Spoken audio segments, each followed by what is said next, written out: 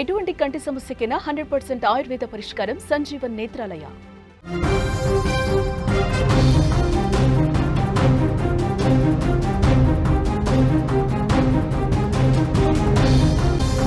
Breaking news చూస్తున్నాం. Trump నిర్ణయాలపై అమెరికాలో వ్యతిరేకత కనిపిస్తోంది. ఆకాశానంటే అక్కడ భారత వస్తువుల ధరలు సామాన్య అమెరికన్లపై ఆర్థిక భారం పడింది. ఆర్థికవేత్తల నుంచి తీవ్రంగా హెచ్చరికలు కూడా వస్తున్నాయి. టారిఫ్ల వల్ల అమెరికాకే ఎక్కువ నష్టం వస్తోంది. ప్రజల నుంచి అసంతృప్తి పెరుగుతోంది. ట్రంప్ పట్టు వీడకపోతే పదవికి ముప్పుండే అవకాశం ఉంది. రాజీనామా చేయాల్సి వస్తుందన్నటువంటి డిమాండ్స్ కూడా చాలా వినిపిస్తున్నాయి.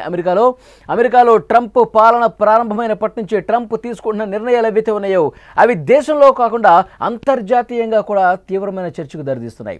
ట్రంప్ తీసుకొస్తున్న కొత్త ఆర్థిక విధానాలు, ముఖ్యంగా విదేశీ వస్తువులపై టారిఫ్లు పెంచడం వల్ల తలెత్తుతున్న పరిణామాలు తిరిగి ట్రంప్ మెడకే చుట్టుకుంటున్న పరిస్థితి ఉంది.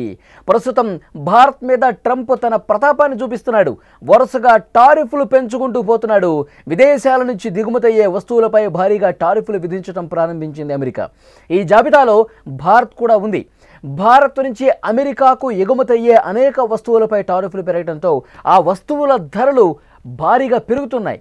ముఖ్యంగా చేనేత వస్త్రాలు కావచ్చు, హస్తకళలు కావచ్చు, చిన్న తరహా పరిశ్రమ ఉత్పత్తులు కావచ్చు, ఫార్మాస్యూటికల్ కావచ్చు, వ్యవసాయ ఉత్పత్తులు కావచ్చు, ఆక్వా ఉత్పత్తులు కావచ్చు, ఇవన్నీ కూడా తీవ్రంగా ప్రభావం చూపే లిస్టులో ఉన్నాయి.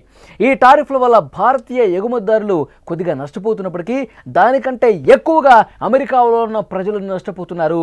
అమెరికాలో ఉన్న ప్రజలు ఆ వస్తువులు కొనడానికి ప్రస్తుతం ఇబ్బంది పడే పరిస్థితి. గతంలో ఆ వస్తువులు అక్కడ కొన్నప్పుడు $20 ఉంటే ఇప్పుడు అది పెరిగిపోయి డబుల్ అయిపోయి ట్రిపుల్ అయిపోయి $40 $60గా మారుతున్న పరిస్థితి. అక్కడ ఉన్నటువంటి సామాన్య అమెరికన్లు కూడా ట్రంప్ తీసుకున్న నిర్ణయాలతో ఇప్పుడు దిగుమతి చేసుకున్న వస్తువుల మీద టారిఫ్లు పెంచడం వల్ల ఇబ్బంది పడే పరిస్థితి ఉంది. ట్రంప్ మీద ఆగ్రహం వ్యక్తం చేస్తున్నారు. ట్రంప్ పిచ్చి నిర్ణయాలు మార్చుకోకపోతే ఆ పరిణామాలు ఎదుర్కోవాల్సి ఉంటుంది, ఆ పర్యవసనాలు చాలా సీరియస్గా ఎదుర్కోవాల్సి ఉంటుందంటూ స్థానికంగా ఉన్నటువంటి అమెరికా ప్రజలు ఆందోళనతో మాట్లాడుతున్న పరిస్థితి. నిజానికి అమెరికాలో చాలామంది ప్రజలు భారత్ నుంచి వచ్చే వస్తువులు ఇష్టపడతారు. తక్కువ ధరకు మంచి నాణ్యత కూడా ఉంటాయని చెప్పి వాళ్ళలో అభిప్రాయం ఉంది. ఇప్పుడు టారిఫ్లు పెరగటం వల్ల ఈ వస్తువుల ధరలు భారీగా పెరిగిపోయాయి. సామాన్య అమెరికన్లు తీవ్రంగా దీన్ని వ్యతిరేకిస్తున్నటువంటి పరిస్థితి ఉంది. ట్రంప్ పిచ్చి ప్రేరేపణలు చేస్తూ ఉన్నాడు, పిచ్చి డెసిషన్ తీసుకుంటున్నాడు. ఇష్టారీతిన ఈ విధంగా ప్రతీకారంతో భారత్ మీద ద్వేషంతో రగిలిపోయి ఈ విధంగా టారిఫ్లు విధిస్తే నష్టపోయేది ఆ వ్యాపారులు నష్టపోతారో లేదో తెలియదు, కానీ ఇక్కడ ఉన్న అమెరికన్లు మాత్రం తీవ్రంగా నష్టాన్ని ఎదుర్కోవాల్సిన పరిస్థితి.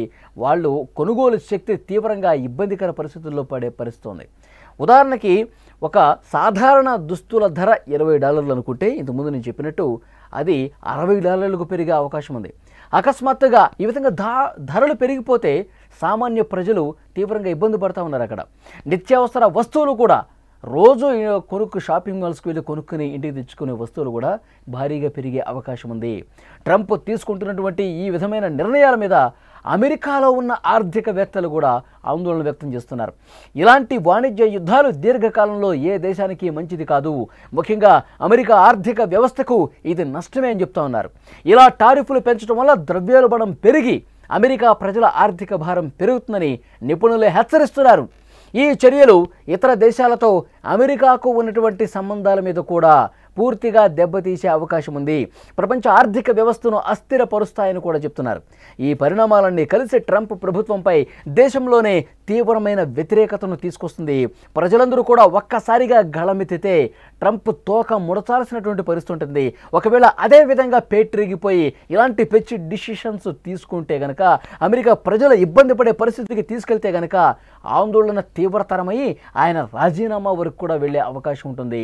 ప్రపంచం ముందు ట్రంప్ తల దించుకునే పరిస్థితి ఏర్పడుతుంది. ఆయన నిర్ణయాలు ప్రస్తుతం అదే కోవలో ఉన్నాయి, అదే దారిలో నడుస్తున్నాయని చెప్పి అమెరికా ప్రజలే మాట్లాడుకుంటున్నారు. అమెరికాలో పెరుగుతున్న ప్రజా వ్యతిరేకత, ఆర్థిక నిపుణుల హెచ్చరిక నేపథ్యంలో ట్రంప్ ఎలా ముందుకెళ్తారనే చర్చ కూడా జరుగుతోంది. ట్రంప్ తన రాజకీయ జీవితంలో ఎప్పుడూ కూడా రాజీ పడని ధోరణి అవలంబించారు. ఈసారి ప్రజల నుంచి వస్తున్న ఈ భారీ వ్యతిరేకత ఆయన తట్టుకుని నిలబడతారా లేదా విధానాలు మార్చుకుంటారా?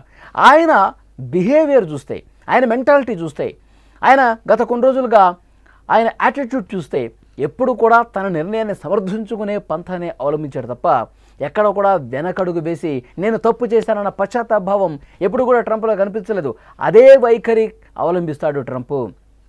ఎంతమంది చెప్పినా, ఎంతమంది నిపుణులు చెప్పినా, విశ్లేషకులు చెప్పినా, ఆర్థికవేత్తలు చెప్పినా వినిపించుకోడు డొనాల్డ్ ట్రంప్. ఇక ప్రజలు ఎంత ఒత్తిడి తీసుకొచ్చినా, ప్రజలు ఎలాంటి ఆందోళనలు చేసినా వెనక్కి తగ్గుతాడనే నమ్మకం అయితే అక్కడ కనిపించట్లేదు. డొనాల్డ్ ట్రంప్ ఇప్పటికే 25% సుంకాలు విధించాడు. ఇంకొక 25% అంటే మొత్తం 55% సుంకాలు ఆగస్టు 27 నుంచి అమలు కాబోతున్నాయి. దీనికి డొనాల్డ్ ట్రంప్ ఏం చెప్తా ఉన్నాడు? రష్యా నుంచి పెద్ద మొత్తంలో చమురు కొనుగోలు చేస్తోంది భారతదేశం. ఈ విధంగా చమురు కొనుగోలు చేసి రష్యాకి ఆర్థిక వనరులు సమకూరుస్తుంది. దాంతోనే యుక్రెయిన్ మీద యుద్ధం చేస్తోంది రష్యా. మేము ఎంత చెప్పినా వినటం లేదు. ఈ విధంగా రష్యాకి మిత్ర దేశాలుగా ఉన్నవి రష్యాకి వంత పడుతూ రష్యా చేస్తున్నటువంటి యుద్ధానికి సహకరిస్తున్న కారణంగానే మేము సుంకాలు విధిస్తున్నామని చెప్తున్నారు. కానీ ఆసియాలో ఏ కంట్రీకి కూడా వేయనటువంటి సుంకాలు, ఆసియాలో ఏ కంట్రీ మీద కూడా చూపించినటువంటి ప్రతీకార సుంకాలు అనేవి భారత్ మీద ఎందుకు? దీన్ని తీవ్రంగా భారత్ కూడా ప్రతిఘటించింది. భారత్ కూడా చాలా స్పష్టంగా డొనాల్డ్ ట్రంప్కి తెలియజేసింది, మీరు ఈ విధంగా సుంకాలు విధించినంత మాత్రాన భయపడే పరిస్థితి లేదు. మీరు కూడా రష్యా నుంచి యురేనియం కొనుగోలు చేస్తున్నారు, ఎరువులు కొనుగోలు చేస్తున్నారు, ఇంకా ఇతర వస్తువులు చాలానే కొనుగోలు చేస్తున్నారని చాలా స్వీట్గా వార్నింగ్ ఇస్తూ మాట్లాడింది ఇండియా కూడా. ఎక్కడ కూడా మా రైతుల పక్షాన మేము నిలబడతాం, మీరు ఎన్ని సుంకాలు విధించినా ఆ భారం మేమే మోస్తాం, మా రైతులకి ఎలాంటి ఇబ్బంది కలగకుండా చేస్తాం, మీరు సుంకాలు విధిస్తే విధించుకోండి అంటూ చాలా ఘాటుగానే మన దేశం రిప్లై ఇచ్చింది. డొనాల్డ్ ట్రంప్కి ఇంకా మండిపోతోంది. మనం తీవ్రంగా ప్రతిఘటించేసరికి, సుంకాలకి భయపడపోయేసరికి డొనాల్డ్ ట్రంప్ ఇంకా పిచ్చోళ్ళ వ్యవహరిస్తున్నాడు. ఇంకా ఇష్టం వచ్చినట్టుగా మాట్లాడుతూ ఉన్నాడు. ఇంకా తన వైఖరిని అదే స్థాయిలో భారతదేశం పట్ల తన ద్వేషాన్ని, తన అక్కసును కొనసాగిస్తూనే ఉన్నాడు. డొనాల్డ్ ట్రంప్ భారత్కి వ్యతిరేకంగా ఈ స్థాయిలో వ్యవహరించడానికి మరొక కారణం కూడా కనిపిస్తోంది. ఎందుకంటే భారత్ పాకిస్తాన్ యుద్ధాన్ని నేనే ఆపానంటూ మాట్లాడాడు డొనాల్డ్ ట్రంప్. చాలా సందర్భాల్లో భారతదేశం వారించినా సరే, నేరుగా ప్రధాని మోదీ ఫోన్ చేసి చెప్పినా సరే ఆయన తీరు మార్చుకోలా.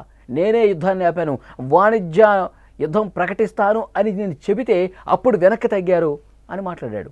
కానీ ప్రధాని మోదీ మరొకసారి చాలా స్పష్టంగా రెండు దేశాల సైనిక ప్రతినిధులు హాట్లైన్లో మాట్లాడుకుని ఈ యుద్ధాన్ని విరమించుకున్నారు. మేము ఆపరేషన్ సింధూర్ ద్వారా పాకిస్తాన్ నడ్డి విరిచేసరికి మా కాళ్ల బేరానికి వచ్చి ఆ సైనిక ప్రతినిధులు మా వాళ్లతో మాట్లాడి యుద్ధాన్ని విరమింపు చేసుకున్నారు. ఆ విధంగా కాల్పుల విరమణం ఒప్పందం జరిగింది తప్ప డొనాల్డ్ ట్రంప్ చెప్తేనో, డొనాల్డ్ ట్రంప్ ఈ వాణిజ్య సుంకాలు పెంచుతానని చెప్పి బెదిరిస్తేనో, ఈ వాణిజ్య కాంట్రాక్టులు రద్దు చేసుకుంటామని బెదిరిస్తేనో లొంగలేదు. ఈ యుద్ధం మా రెండు దేశాల సైనిక ప్రతినిధులు విరమింపు చేసుకున్నారు. ఇందులో మూడో దేశం ప్రమేయం, మూడో వ్యక్తి ప్రమేయం లేదు అని చెప్పి చాలా స్పష్టంగా చెప్పాం. దాంతో డొనాల్డ్ ట్రంప్కి ఇంకా కోపం వచ్చింది. నేను చెప్పినటువంటి నిర్ణయాన్ని, నేను ప్రకటించిన దాన్ని కాదంటారా వీళ్ళు? సో ఈ రకమైనటువంటి భావాన్ని, అసూయని, అక్కసని, ద్వేషాన్ని పెంచుకొని భారత్ మీద ఈ విధంగా సుంకాలు వేయడానికి మరొక కారణంగా కనిపిస్తుంది. సో ఏది అయినప్పటికీ ఎన్ని సుంకాలైనా విధించండి, రష్యాతో ఉన్నటువంటి మా స్నేహాన్ని అదే విధంగా కొనసాగిస్తాం, రష్యాతో ఉన్నటువంటి మా బంధాన్ని మరింత బలోపేతం చేసుకుంటాం తప్ప ఎక్కడ భయపడేది లేదు, వెనకడికి వేసేది లేదని ప్రధాని మోదీ మరొకసారి చాలా స్పష్టంగా తెలియజేస్తూ నేరుగా పుతిన్కి ఫోన్ చేసి ఆ బంధాన్ని బలోపేతం చేసుకునే విధంగా భారత్లో రష్యాకు సంబంధించి మరిన్ని పెట్టుబడులు, మరిన్ని ఆర్థిక వనరులు సమకూర్చుకునే విషయం, మరిన్ని ఏదైతే రక్షణ ఒప్పందాలు ఇవన్నీ కూడా బలపరుచుకునే ఉద్దేశంతో నేరుగా ఫోన్లో మాట్లాడి పుతిన్తో ఈ సంవత్సరం అంతంలో కూడా నవంబర్, డిసెంబర్లో పుతిన్ భారతదేశానికి రాబోతున్నారు, మరొకసారి ఆహ్వానించారు.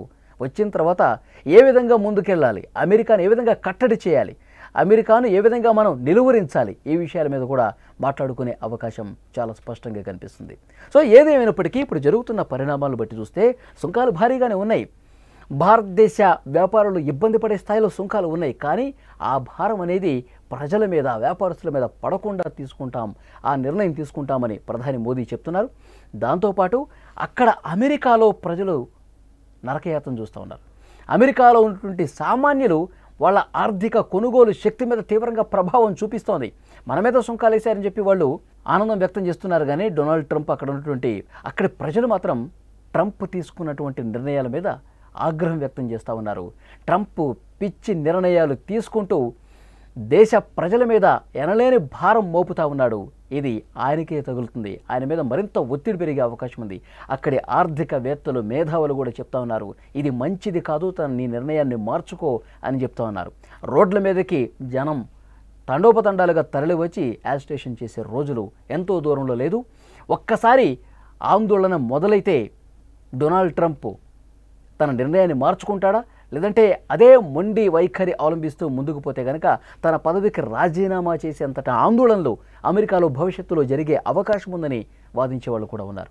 సో భవిష్యత్తు ఏ విధంగా ఉంటుందో తెలియదు, కానీ ఇప్పుడు అమెరికా ప్రజలు మాత్రం చాలా గుర్రుగా ఉన్నారు డొనాల్డ్ ట్రంప్ మీద. ప్రతి వస్తువు డబుల్ ట్రిపుల్ రేట్లు పెరిగిపోతున్నాయి. అక్కడ చాలా ఇబ్బందికర పరిస్థితులు ఉన్నాయి. వీటిని మరి డొనాల్డ్ ట్రంప్ పరిగణలోకి తీసుకుంటారా, అదేవిధంగా ముందుకు పోతాడో తెలియదు. ఇప్పటికైతే తీవ్రమైనటువంటి అసంతృప్తితో అమెరికా ప్రజలు ఉన్నారు. వారు ఆందోళన చేయడానికి సిద్ధమయ్యారు. ఆ ఆందోళన తీవ్ర రూపం ధరిస్తే ఆయన పదవికే ఎసరొచ్చే అవకాశం స్పష్టంగా కనిపిస్తుంది. ఫ్రెండ్స్, మీరేమనుకుంటున్నారు? డొనాల్డ్ ట్రంప్ భారత్ మీద ఈ విధంగా ద్వేషంతో రగిలిపోతూ వరుసగా సుంకాలు విధిస్తూ 50% పైగా సుంకాలు విధించినటువంటి ఈ పరిస్థితుల్లో అక్కడ కూడా రేట్లు బీభత్సంగా పెరిగిపోయి ఆ అమెరికా ప్రజలు కూడా తీవ్ర ఆవేదనకు గురవుతున్నటువంటి ప్రస్తుత పరిస్థితిని మీరే విధంగా చూస్తారు? కామెంట్ రూపంలో తప్పకుండా తెలియజేయండి.